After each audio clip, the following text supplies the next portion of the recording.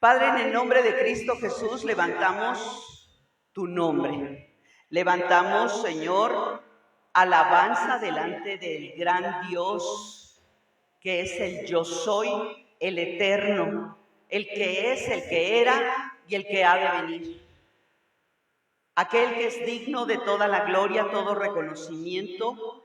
Delante de ti, Señor, levantamos nuestra voz, clamando, rogándote, Padre, que prepares nuestro corazón, porque queremos sentarnos a tus pies y escuchar la palabra, pero no solamente como oidores olvidadizos, sino como hacedores, como aquellos que tienen hambre y sed de ti.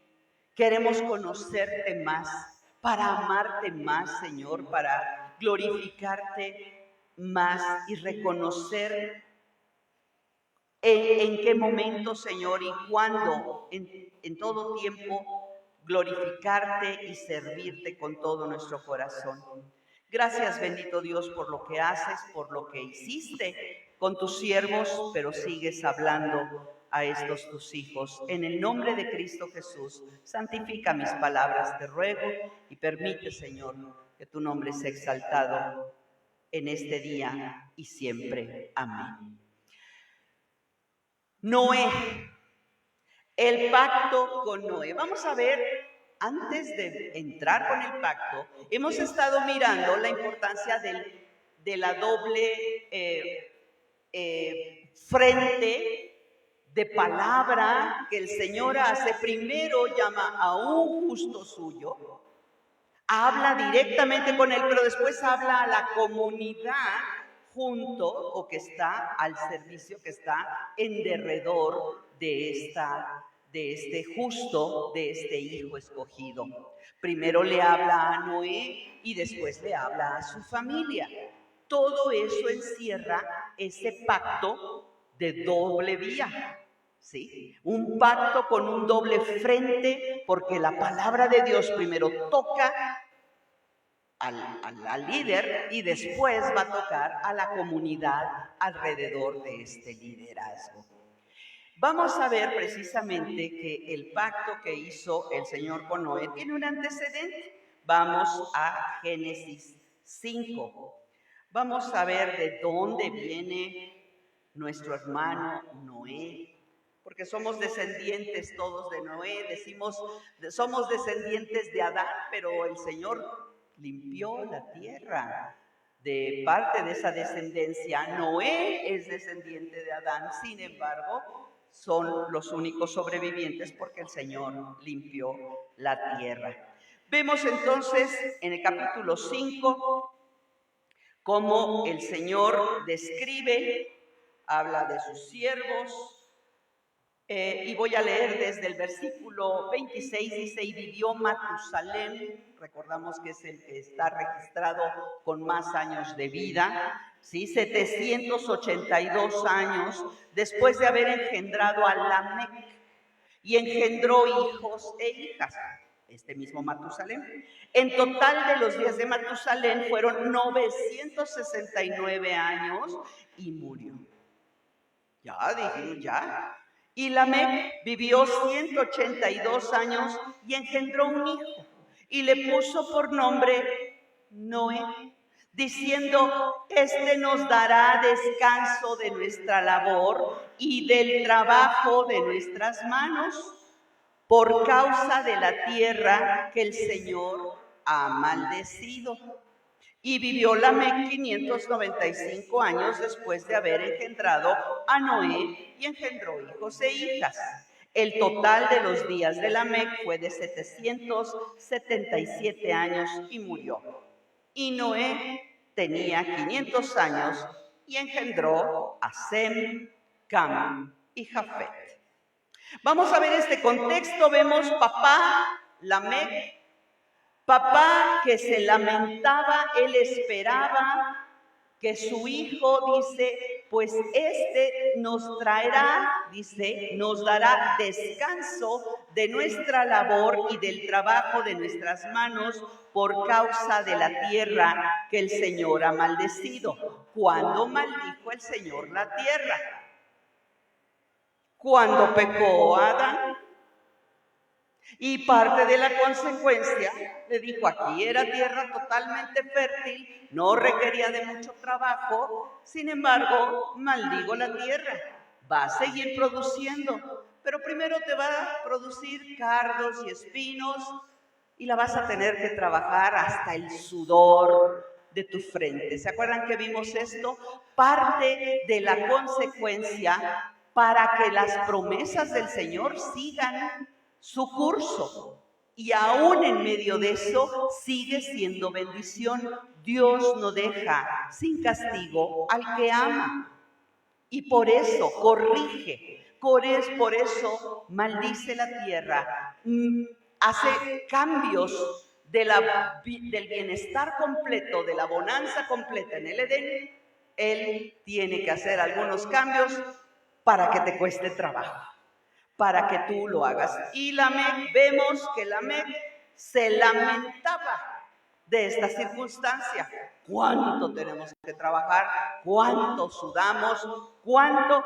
Y esperamos que Noé nos venga a traer como descanso. Noé significa descanso. Vemos entonces que el antecedente es este: un papá quejoso, un papá que no acepta de alguna manera la consecuencia del pecado.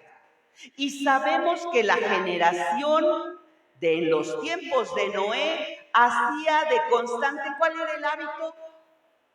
De diario, de continuo, el mal. Y cuando dice el mal ahí en los escritos más antiguos, se refiere a un mal agresivo, a un mal destructivo, aniquilador. No que haya diferentes niveles de mal, mentir también es el mal, ¿sí? O trampear a alguien, ponerle una trampa o engañar, es un mal. Y decimos, ay no, pero el otro le sacó sangre, ¿no? Este mal es precisamente ese mal perverso, ese mal que va con toda la carga, que ya no tiene vuelta atrás, hacía de continuo el mal. Este es el contexto. De ahí viene Noé. Sin embargo, vamos al capítulo 6 y dice, y aconteció que cuando los hombres comenzaron a multiplicarse sobre la faz de la tierra y les nacieron hijas, los hijos de Dios vieron, y sabemos esta narrativa, no nos vamos a detener a interpretarla o a, mucho menos a interpretarla, sino a explicarla, cuando las hijas de los hombres eran hermosas y tomaron los hijos de Dios aquí esta postura de que se crearon los gigantes de la tierra, ¿verdad? Los hijos de Amalek, ¿verdad? Y dice, y el Señor vio que era mucha la maldad, estoy en el 5, la maldad de los hombres en la tierra, y que toda intención de los pensamientos de su corazón era solo hacer siempre, dice esta traducción, el mal. Y le pesó, ahí está, le pesó en su corazón haber hecho al hombre en la tierra, y sintió tristeza en su corazón. Vemos a un Dios sensible, vemos a un Dios que de alguna manera, con el Dios de la esperanza, el Dios de la justicia, pero el Dios de la misericordia. Se prolongó su misericordia. Sin embargo, la espiral iba de mal en peor. El hombre, el mal, engendra más mal. Y entonces el Señor sintió su tristeza en su corazón. Y el siguiente versículo, y el Señor, oh Yahweh, como lo tienes en tu Biblia, dijo, borraré de la faz de la tierra al hombre que he creado, desde el hombre hasta el ganado, es decir, todo ser viviente, los reptiles, las aves del cielo, porque me pesa haberlos hecho. Es decir, Dios perfecciona, Dios va a perfeccionar esta obra que el hombre mismo a descarrilar. Y esa es la intención de Dios. Pero vean el versículo 8. Mas Noé halló gracia ante los ojos del Señor. Había una lucecita en medio de las tinieblas, una luz encendida. ¿Noé era perfecto? No. ¿Su familia eran perfectos? No. Pero una cosa sí, mejores que los otros, sí. No es un comparativo, sino que lo que hacía Noé era agradar a Dios. Por eso halló gracia. Y estas son las generaciones de Noé. Noé era un hombre justo, característica de Dios. El carácter de Dios encima de Noé. Perfecto entre sus contemporáneos, dice esta traducción. Noé, ¿qué hacía? Andaba con Dios. Noé andaba con Dios. Nos quejamos de las generaciones actuales, del mundo actual, de lo terrible que está, de prender las noticias, de oír, todo es negativo, todo no tiene remedio, vamos al hoyo. Pero yo no quiero ni pensar cómo sería una radiografía en los tiempos de Noé. Los tiempos de Noé, donde dice que se multiplicaron, pero porque la vida sexual se había despertado en todos los niveles perversos, en todos los niveles que Dios no había establecido. Vemos entonces que ahora Dios reacciona, y me brinco hasta el versículo 18, estoy dando el antecedente. Dice, pero estableceré, es cuando el Señor habla con Noé. Primero le dice, versículo 13 dice, he decidido poner fin a toda carne, porque la tierra está llena de violencia por causa de todos ellos. He aquí que voy a destruirlos juntamente con la tierra. Toda la tierra va a modificarse, va a suceder algo que no había sucedido antes, y yo lo voy a hacer. Hazte un arca. Y ya le da de madera de ciprés. Primero le da toda la lista, los materiales, las medidas, como Dios quería que la hiciera, con los requisitos que Dios necesitaba para salvar. Y ese es el propósito. ¿Dónde empiezan los pactos? ¿Qué hemos dicho? Tienen un propósito redentor, un propósito rescatador. Y vemos, dice, más adelante, aquí yo traeré un diluvio sobre la tierra para destruir toda carne, en que hay, se lo está diciendo, voy a destruir toda carne que hay, en que hay aliento de vida debajo del cielo, y todo lo que hay en la tierra perecerá.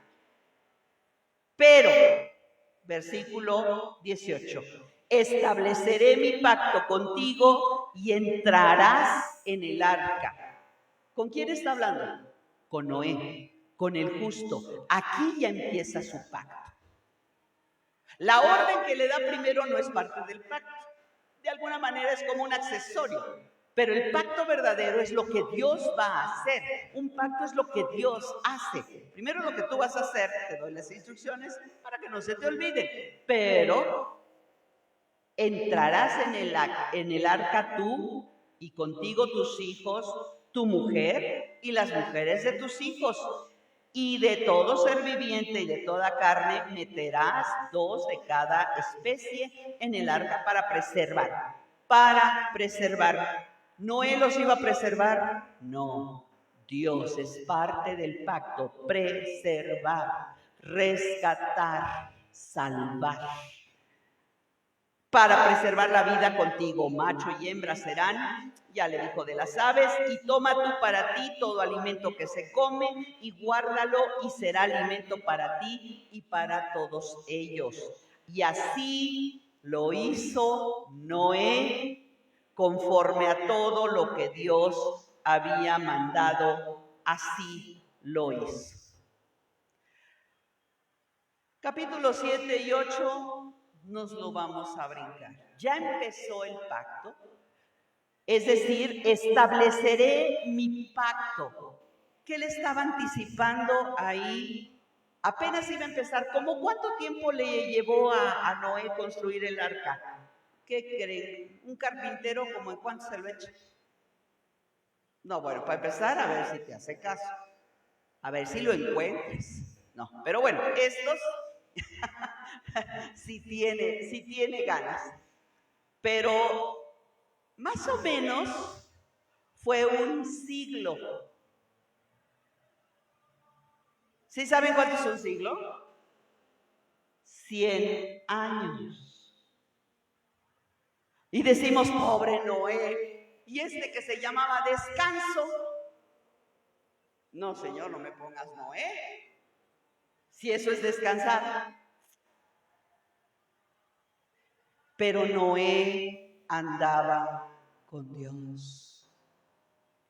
Entonces sí era descanso. Y Noé hizo todo lo que Dios le mandó al pie de la letra. ¿Se tardó? Sí, se tardó. ¿Lo hizo en sus fuerzas? No. Él humanamente no hubiera podido hacerlo. Ayer estaba yo mirando acerca de un puerto que llegó a Colima, creo, que ya habilitaron el puerto de Colima. Llegó un transbordador, un buque carguero de 400 metros de largo. ¿Qué es eso? Y cargado, ¿verdad? Claro, qué orgullo que nuestro puerto en América Latina es el único que ha podido recibir un carguero de ese tamaño. 400 metros. Y yo pensaba en el arca, que es mucho más pequeña, pero el Señor, de lo que, si ya lo comparamos contra las proezas humanas, la proeza de Dios es mayor. Y si me caía ayer la baba técnicamente, porque soy una ignorante, pero pues lo estaba oyendo, y cuántas cajas de estas que parecen ferrocarriles, ¿verdad? Carga, y además cargado de mercancía que venía desde Corea, sin hacer escala, llegó y entró a nuestro puerto. 400 metros de largo, más todas las dimensiones que le quieras agregar, ya ni pregunté.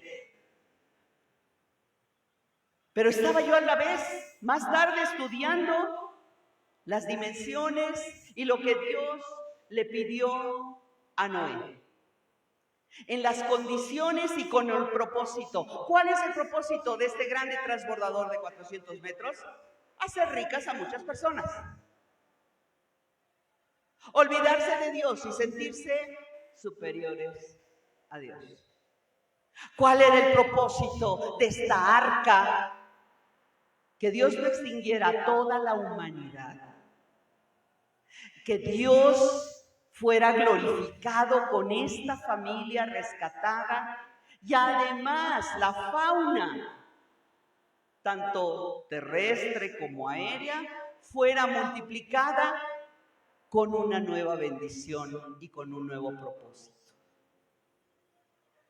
Los pactos de Dios tienen un propósito redentor, renovador, transformador. Y entonces ahora sí vamos al capítulo 9, a partir del versículo 1. Y dice, y bendijo, a ver si les suena conocido, ¿dónde he oído esto?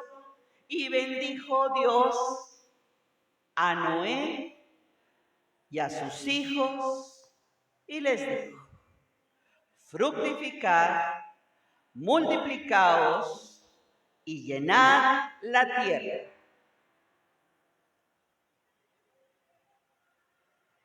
¿Se acuerdan cuando bendijo a Adán y a Eva adentro del huerto del Edén antes de que pecaran? Y los bendijo Dios. Y les dijo, fructifiquen, multiplíquense y llenen la tierra. Nada más que ahora van a cambiar algunas cositas, porque una cosa geográficamente pues era ahí en el huerto del Edén y ahora están fuera del huerto del Edén.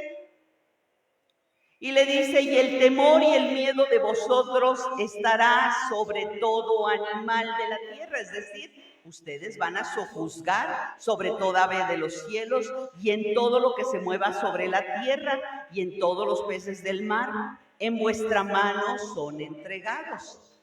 Aquí el Señor ya no les dice, sojuzguen la tierra, sino yo les entrego ese temor. Yo ya les entrego, les van a tener miedo. Ay, Señor, y me pides que junte animales que me van a temer, que van a salir corriendo. ¿Entienden esta doble? Pero Noé no se preocupó. Dios le dijo, vas a hacer esto, y Él va a dar las herramientas. Pero carne con su vida. Y aquí vamos a ver la primera parte de este pacto que está estableciendo el Señor.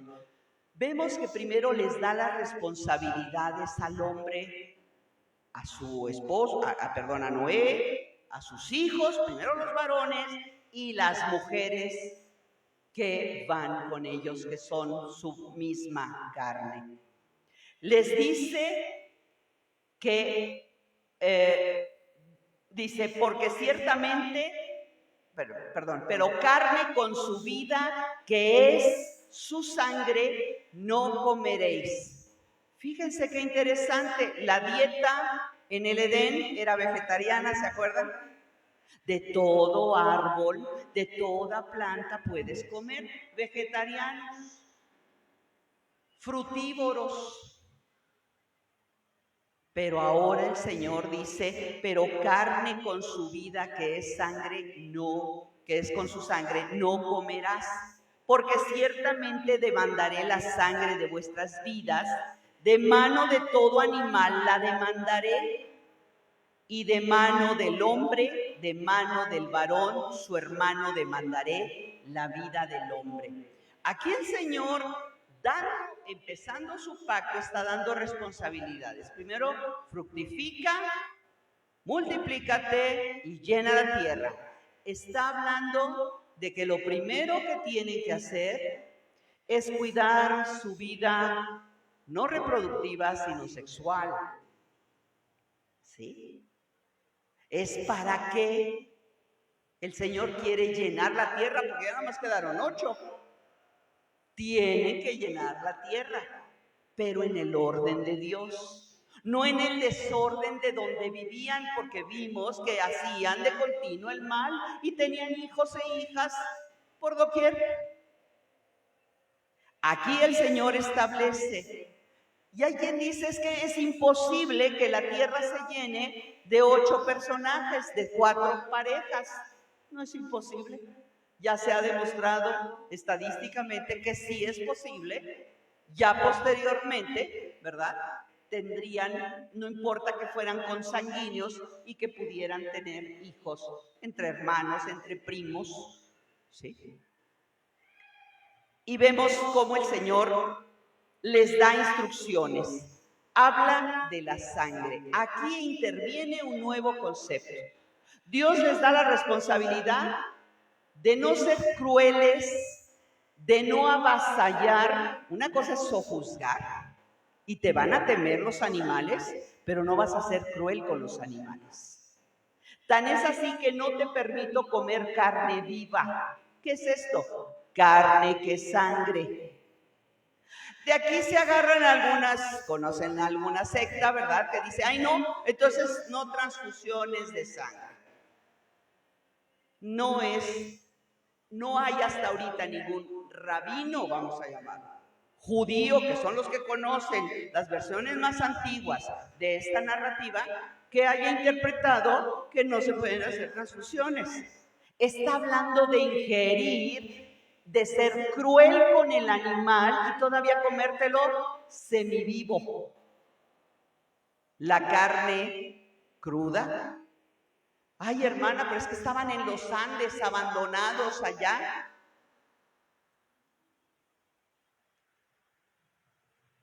O en las tribus en África, ¿verdad? Que matan al animal y todavía le está latiendo el corazón y están poniendo su vasito para tomarse la fuerza del animal.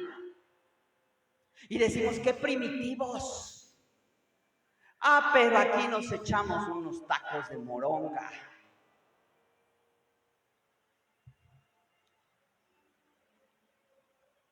En la sangre de todo ser viviente está la vida. Y dice Dios, tú no tienes potestad sobre la vida. Y mucho menos para ingerirla, o mucho menos. Entonces, estas direcciones que el Señor está dando previas a decir a qué se compromete Él. Para empezar, ya lo salvó. Esto ya fue posterior a que se estableció el barco en tierra seca, en el monte Ararat. Disminuyeron las aguas, todavía estuvieron 40 días ahí, se calmaron las aguas, quedó posado y atorado en el monte Ararat el arca y bajaron las aguas 40 días todavía que el Señor tuvo que hacer esperar a su pueblo, su pequeño pueblo, su pequeña familia. El Señor parte de un varón, una familia, a poblar toda la tierra. Tenemos a Abraham, la familia de Abraham, descendencia de Abraham, la nación de Israel, y a poblar y alcanzar su salvación a toda la tierra.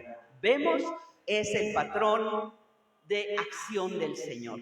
Pero en el ínter van mandamientos sobre la justicia. Aquí empieza el Señor a establecer mandamientos ya. No vas a matar a otro, no vas a derramar, porque voy a demandar la sangre del que tú mates. Aquí ya no hay venganza, aquí ya no hay envidia. No debiera, porque lo vas a pagar. Demandaré la vida del hombre. El que derramare sangre de hombre, por el hombre su sangre será derramada, porque a imagen de Dios he hecho al hombre.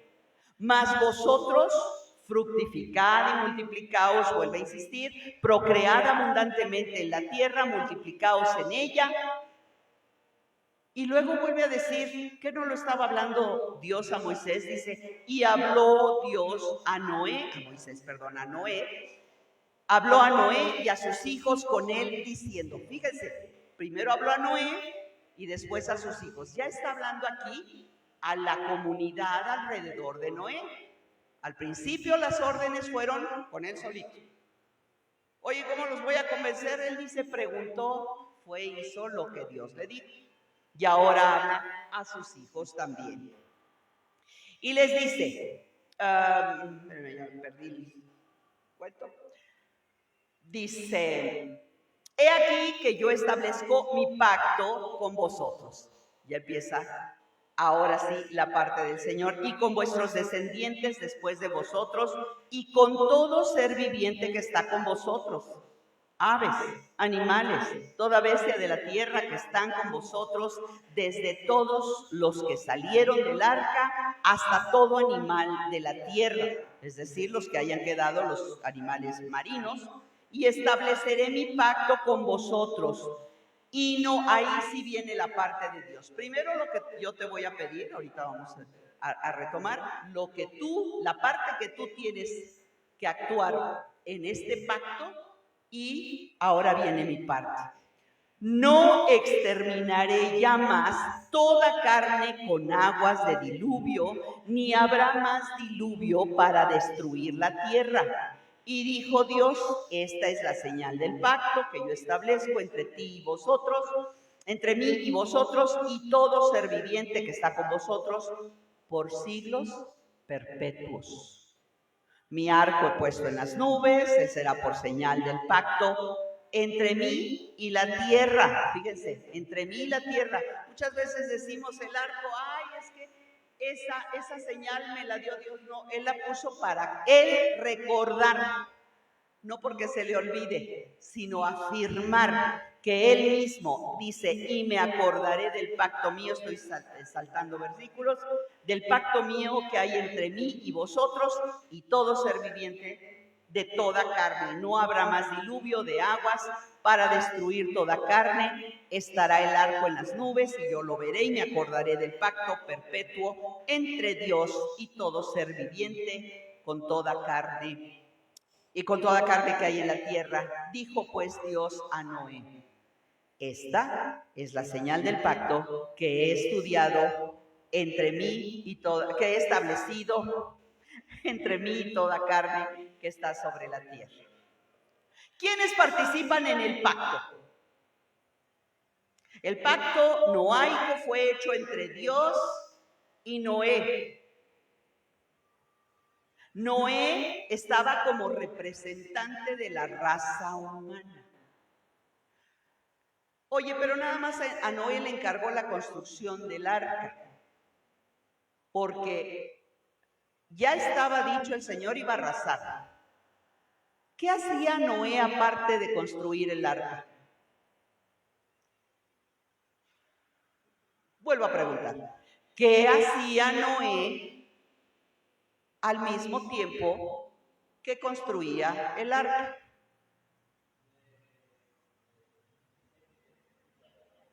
Pregonaba.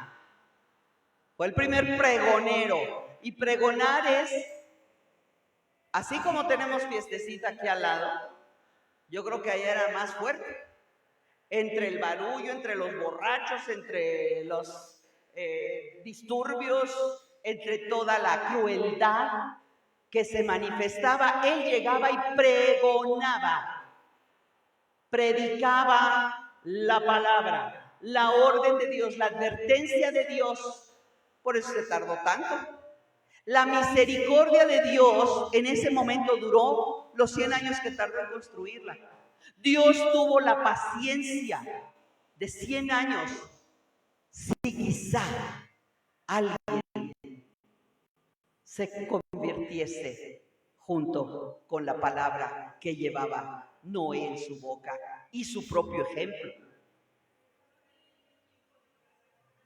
Es tiempo de gracia, una advertencia de juicio de Dios es gracia, mis hermanos. Porque Dios no va a hacer nada sin antes habérselo manifestado a sus profetas. Y Noé era un profeta en ese momento como anunciador de la advertencia que Dios quería hacer. Así como el torpe de Jonás, que fue a advertir, y el rey de Nínive entendió que era gracia.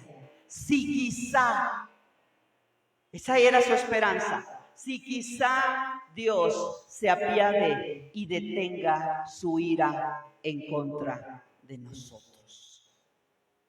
Tiempo de gracia. Y a veces creemos que las advertencias de Dios son los castigos y, ay, pero si no me he portado tan mal, es un tiempo de desierto, es una prueba, es tiempo de gracia, mis amados, para justos y para injustos. Tiempo de gracia. ¿Con quién habla? En representante. Con Noé estaba hablando, pero él estaba representando a toda la humanidad. Luego entonces, en este pacto Dios está hablando a toda la humanidad. Hay quien se empeña en decir, los pactos del Antiguo Testamento ya caducaron, ya ninguno. Ya caducaron, se hicieron viejos, ya está el nuevo pacto y lo demás borrón y cuenta nueva. Sí, pero no. Entendamos el contexto. ¿Cuáles son las provisiones que el Señor, es decir, estaba dando en su pacto? ¿A qué se estaba comprometiendo Dios? Primera y resumidas cuentas, a salvar, número 1, de su juicio, a salvar a los escogidos, a los arrepentidos. Ese es número 1. Número 2, a bendecir y multiplicar, porque la vida la da Dios. Porque ellos pueden hacer la tarea, pero si Dios no quiere, no se multiplican. La vida la da el Señor. Primero el hombre llenaría la tierra. Dios se compromete a llenar nuevamente la tierra, pero sí, la labor es del hombre. ¿Tienes esa responsabilidad? Sí. Después del diluvio, la tierra estaba esencialmente vacía. ¿Les recuerda esto algo? En un principio. Y la tierra estaba como desordenada y vacía. ¿Quién le puso vida a la tierra? El Señor. El pacto de Dios trae vida. Esa es la esencia, no es la historia de Noé, no es el diluvio, no es cómo se movía el arca o cuántos animalitos había allá adentro. Es esto, el tiempo de gracia, el tiempo de misericordia, así como el Señor bendijo a Adán y a Eva previo al pecado. Paréntesis, llegando a la tierra, al rato ya estaban pecando y al rato ya estaba Noé maldiciendo a su propio hijo. ¡Auch!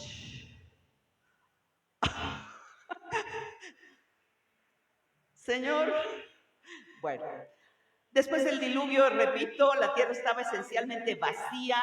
Otra vez, solo 8 personas quedaron para habitar esta tierra. En el pacto edénico, el hombre fue otra vez comisionado a llenar la tierra. ¿Se acuerdan en el Edén? Y además las palabras en el pacto, en la promesa, con Adán, Eva y la serpiente, ¿qué les dijo Dios? Que todos se iban a reproducir. Recuerden bien, a la serpiente le dijo, tu simiente, quiere decir se va a reproducir, tu simiente será aplastada. A Eva le dijo, con dolor parirás a tus hijos, se va a reproducir. ¿Ven la benevolencia del Dios que da vida? Aún cuando está regañando, vamos a decir. Y está manifestando el descontento ante la desobediencia, pero Él está dando esperanza. Aquí también, al igual que con el pacto edénico, el hombre fue otra vez comisionado a repoblar la tierra, pero el mandamiento de subyugar la tierra ya no va a ser igual. ¿Sí? Vamos a Juan 12:31. ¿Qué pasó a diferencia de esto? Porque era de continuo el mal. Alguien que me busque, ¿sí tenemos el micrófono? No, ¿verdad? No, ok. Entonces vamos a Juan, yo los leo. Juan 12:31. Dice, ya está aquí el juicio de este mundo. Ahora el príncipe de este mundo será echado fuera. Está anticipando Juan lo que va a suceder con la venida del Señor. Pero ¿quién usurpó la posesión de este mundo? Satanás. ¿Sí? Vino a ser, así Satanás llegó a ser el príncipe de este mundo, el Dios de este mundo. ¿Qué dice otra vez? 2 Corintios 4:4. Voy a leer desde el 3 para leer el contexto. Y si todavía nuestro evangelio está velado, dice Pablo, para los que se pierden está velado, en los cuales, es decir, los que tienen los ojos entenebrecidos, en los cuales el Dios de este mundo ha cegado el entendimiento de los incrédulos para que no vean el resplandor del Evangelio de la gloria de Cristo, que es la imagen de Dios. Entonces vemos que el príncipe de este mundo tiene cegada a la gente, empieza a actuar. Así es de que vemos al Señor actuando y cuando venga está preparando también y anticipando que vendrá en esa población, en esa multiplicación, también de ahí saldrá el mismísimo también anticristo. Esto es a muy largo plazo. Bueno, a nosotros ya se nos llegó el plazo. En segundo término, Dios también en su pacto promete que el temor del hombre estará en los animales. ¿Sí? El hombre los va a dominar. Lo hemos visto, nos metemos al mar y los pececitos, hacemos así, los pececitos salen corriendo. Le temen al hombre. Bueno, no todos, hay algunos que se van encima. Normalmente donde está la presencia de un hombre o el hombre con inteligencia sabe hacer huir a un animal. Aunque el hombre había perdido ya la autoridad por tanta maldad de haber ejecutado pues todo el mal, ahora en el nuevo mundo su autoridad sobre la tierra dominaría al reino animal. Ese va a ser su dominio. Pero si se dieron cuenta, Dios le va a exigir que no sea cruel con los animales, que no derrame su sangre en vano, que nada más coma, se vista, se alimente de lo que necesita, no vaya más allá. Damos cuenta, no traigo ni estadísticas, de la crueldad del ser humano cuando le dispara a un elefante, le corta los colmillos y lo deja semimuerto ahí para que simplemente vaya muriendo poco a poco. La crueldad, y dice el Señor, el temor del hombre fue puesto sobre los animales como un medio de autopreservación. Dios va a preservar a los animalitos gracias al temor que puso en ellos. Muchos de ellos salen huyendo, afortunadamente, para librarse de la crueldad del hombre. Dios sabía que esto iba a suceder, sin embargo, Él pondría ese dominio del hombre sobre el reino animal. Otro punto que el Señor pone a merced del ser humano es una dieta diferente de la vegetariana. Ya podía consistir de cosas animadas, es decir, comida de todo lo que vive, y de hierba verde. Ya lo vimos con la limitación de que no podía ser carne cruda, que todavía sacara sangre. Esa es la única condición que el Señor le puso. ¿Y saben por qué también? Es cuestiones de salud. Dios conoce la salud y es importante que tú no ingieras la sangre de otro ser vivo, para crecer, porque esto también enferma. Y sabemos hoy en día que el exceso de comer, el exceso de carne, todas las consecuencias médicas que esto trae, y esto lo sabemos hoy en día. Está prohibido entonces comer sangre. El símbolo de la vida es símbolo de la vida y el derramamiento de la sangre es símbolo de la muerte. Y decimos, oye, qué pacto tan complicado. No, Dios es claro. Dios va a ser, yo te voy a preservar, yo te voy a multiplicar, yo te voy a poner dominio sobre estos animales que tú traes aquí, ¿sí? Para que se multipliquen, para que fructifiquen, pero con una con un propósito. Esto se extiende un poquito más en el versículo 5 y 6 de ahí de Génesis 9. La pena de muerte se convirtió en parte de la sociedad humana por primera vez. Antes no estaba penado matar. Ahí está Caín matando a su hermano. No se concebía así, le cortaba la vida, sí había una tristeza. Eva, ¿verdad? Perdió a su hijo, al hijo que amaba a Dios también. Sin embargo, la pena capital vino con el pacto con Noé. Los asesinos deberán de ser, ¿qué dice el Señor?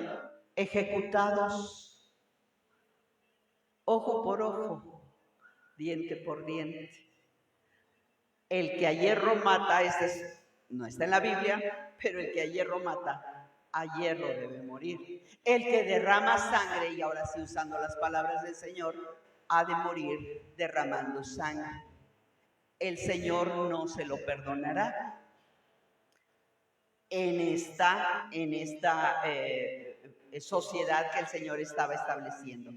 Finalmente, versículos 8 y 11, la promesa del pacto de que un diluvio universal nunca más destruiría a la humanidad otra vez. Y decimos, Dios entonces ya no va a juzgar al mundo nunca más. No, con diluvio, con agua.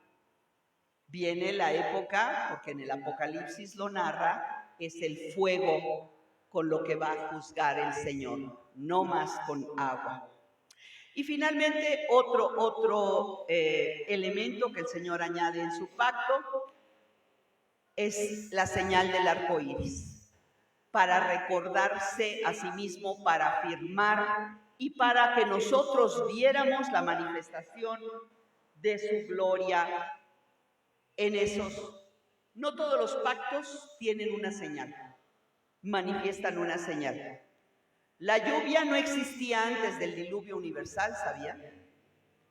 La tierra era regada con un vapor que diariamente caía sobre la vegetación. Justo con el pacto de Dios, el Señor también derrama las estaciones del año, derrama los climas, y Adán y Noé, estoy confundido, y Noé fue llamado el primer agricultor porque hizo producir la tierra. Tan es así que produjo vides, produjo uvas y se le fermentaron.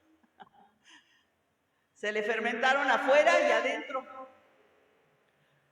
Pero no estamos hablando de eso. El pacto noaico es un pacto incondicional que todavía tiene efecto. ¿Tenemos estaciones del año? Sí. Ya medio alteradas y medio modificadas porque la crueldad del ser humano, la mala administración del ser humano, de todo lo que Dios puso a disposición, empezando por el reino animal, seguido del reino vegetal, ha acabado y transformado y cambiado y modificado todas estas estaciones. Sin embargo, sigue habiendo tiempos de cosechar, tiempo de sembrar. El Señor sigue vigente. Vamos a Isaías 24, versículos 5 y 6. Isaías 24. No, bueno. Dice, también la tierra es profanada por sus habitantes porque traspasaron las leyes, violaron los estatutos, quebrantaron el pacto eterno. Y por eso una maldición devora la tierra y son tenidos por culpables, los que habitan en ella. Por eso son consumidos los habitantes de la tierra. Pocos hombres quedan en ella. Y bueno, viene ya toda la consecuencia de la destrucción inconsciente y cruel de lo que Dios hizo por haber esta gente, por toda la gente, y todos hemos contribuido hoy en día, simplemente, y ahora le llaman la huella ecológica, ¿no es cierto? ¿Cuál es tu huella ecológica? ¿Cómo estás dejando? ¿Qué has provocado tú? Ay, no voy a afinar mi coche, echa humo, pero pues es poquito, déjalo. Esa es parte de tu huella ecológica. Tiro basura, no reciclo, no reuso, no trabajo con los elementos y con los recursos naturales. No, prefiero lo procesado. Y va a tener consecuencias, y lo dice Isaías claramente, la próxima vez que Dios destruya a las masas de la humanidad, será con fuego. Dios hizo su pacto con Noé, dejando una huella de benevolencia, de vida nueva, de promesa, de presencia suya. Y sobre todo de promesa de no destruir nunca más con agua a su pueblo. Él seguiría buscando el compromiso del hombre, pero Dios no iba a faltar a su compromiso. Si Él nos puso a fructificar, Él mismo va a dar la fuente del fruto. Por eso nos dio su Espíritu Santo. Él mismo nos exige, nos pide hoy por hoy fructificar. Hay que dar el fruto del Espíritu Santo y el fruto también de los hijos que Dios nos dé. Después de esto va a venir el pacto de Abraham. El pacto de Abraham está dividido en varias partes y lo vamos a ir. El abrámico está dividido porque a lo largo del tiempo de Abraham, Dios le está hablando. Es como en partes, pero es un todo, es un mismo pacto, pero lo vamos a ir dividiendo en partes.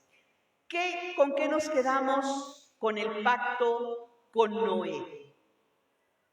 A veces decimos, bueno, pues esto pasó, hay quien no lo cree, hay quien en todas las historias de los pueblos orientales, occidentales, del norte, se registra que hubo un gran diluvio. Hasta sus muñequitos y sus dibujitos y sus ilustraciones tienen sus libros más antiguos. Hubo un diluvio y marcan un arca, lo dibujan a su estilo. Si no, ustedes búsquenlo, ¿sí? El diluvio visto desde las diferentes culturas. Hay quien sostiene que fue un diluvio local, como que nada más se inundó una parte en los tiempos o en los lugares donde estaba Noé. Pues tendremos que ver, y se han registrado los mismos geólogos, han cortado, han visto que se modificaron ríos, montes, y se modificaron muchas cosas por el paso de las aguas. Y si sabemos que algo erosiona a todo lo que da es el agua. Bueno, ahorita en las lluvias podemos dar cuenta de ello, ¿verdad? ¿Con qué me quedo de este pacto? El Señor me llama a ser benevolente, primeramente a fructificar, a multiplicar, a multiplicar el bien. Porque de continuo hacían antes el mal, ahora el Señor quiere que de continuo hagamos el bien, fructificando. A que dominemos, porque Él nos dio dominio, pero con responsabilidad. A que eliminemos la crueldad de nuestro corazón y que no la practiquemos y que la detengamos. La crueldad ha ido al grado de buscar la muerte de los bebés no natos con el aborto. La eutanasia, este viejito ya no sirve para nada, pues ya dale cuello, pues ya para qué gastamos. Oye, pero no está tan viejito. No, pero pues ya mejor que se quede tranquilo, que se quede dormidito y nosotros nos deshacemos. ¿A qué grados ha llegado la eutanasia? Perdón, la eutanasia, la crueldad del ser humano contra el ser humano. A querer de manera transgénica, transhumana, querer meterle lo digital, lo tecnológico. No digo esto cuando te añaden una pierna mecánica que te ayuda a sobrevivir y a seguir adelante, pero sí cuando se pretende clonar, modificar genéticamente al ser humano y lo que come. ¿Se han oído hablar acerca de los transgénicos? ¿De los cereales transgénicos? Muy enojados, ya saben quién, sus vecinos, porque no les queremos comprar su maíz transgénico, que ni para los animales lo quisiéramos, porque luego comemos animalitos de granja y ahí viene la consecuencia. Esa es parte de la crueldad humana, ¿saben? Esa es parte de lo que Dios viene a reconvenirnos y decir: yo hice un pacto con toda la humanidad. La justicia, el juicio de no matar a otro. Jesucristo vino a decir: oísteis que fue dicho, no matarás. Mas yo os digo. ¿Y qué nos dice el Señor? ¿Qué es matar? Llamar a tu hermano raca, insensato, insultarle, criticarle, juzgarle, ¡auch!, es como matar. Y el Señor advierte en este pacto que no asesinemos a otro. El bullying, no nada más en las escuelas, no nada más en la cuadra, no nada más entre hermanos, no nada más, bueno, sí, y entre hermanos en la iglesia. Mata a los hermanos, mata a la gente. Y el Señor nos invita a no administrar esa crueldad y echarla fuera, dejarla en la vida pasada, dejarla atrás. ¿Con qué me quedo? Con que Dios es un Dios fiel que cumple su palabra hasta el día de hoy. Y sus pactos, ¿cómo son? Eternos. Padre, en el nombre de Cristo Jesús, eres un Dios recto, santo, poderoso y digno, Señor, de adorar, de imitar, digno de amar, digno de alabar, porque no hay nadie mejor que tú, no hay nadie por encima de ti. Y debajo de ti solamente estamos nosotros, Señor, aquellos a los que tú decidiste meternos en el arca de la salvación por medio de Cristo. Y ciertamente, Señor, cuando Noé llegó a tierra fértil y pisó tierra seca, Señor, lo primero que hizo fue un altar para adorarte, ofrecer, Señor, y sacrificar de los animales que él mismo traía, porque ya no había más sobre la tierra, pero él ofreció lo que traía de sí mismo, porque tú mismo se lo proveíste. Gracias, bendito Señor, que nuestra vida verdaderamente sea un tiempo de alabanza, una hoguera de altar, de entrega, Señor, de sacrificio vivo, santo y agradable a ti en todo momento. Perdónanos, Padre, porque sabemos que estamos expuestos a caer fácilmente. Ayúdanos en nuestro andar y que tu palabra, la palabra tuya, Señor, tu pacto, sabemos que se cumple, pero de nuestra parte, aquello que tú nos has encomendado llevar a cabo, lo hagamos confiados en que el Dios Todopoderoso está en nosotros. En el dulce nombre de Cristo Jesús. Amén.